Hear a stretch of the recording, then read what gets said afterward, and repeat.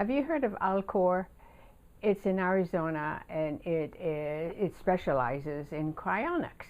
That means they freeze the body and at the point of death, and eventually they revive you when the possibility to be revived exists.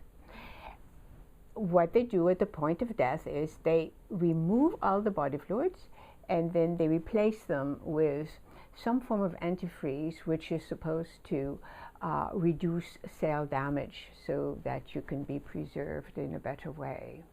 And I came across them in a story on the BBC website about a couple in Thailand who was freezing their 2-year-old daughter because she had had brain cancer, and they wanted to give her a second chance of life.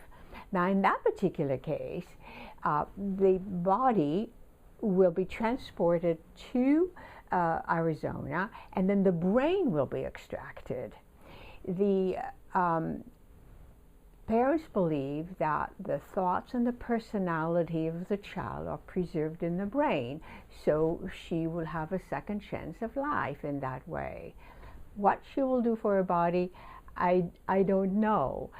And this is where a lot of my skepticism about the issue comes to the fore.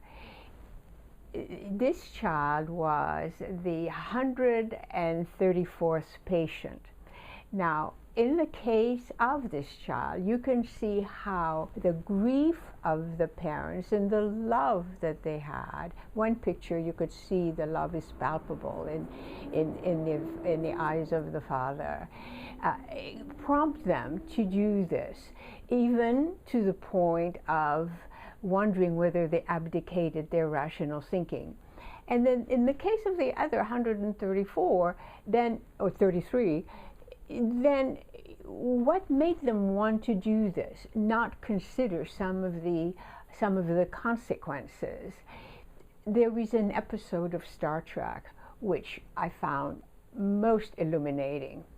It's the Star Trek with Captain Picard, where they pick up 3 Earthlings that had been frozen like this for, to be healed in the future. So they're defrosted and they're healed by Dr. Crusher, and now there they are.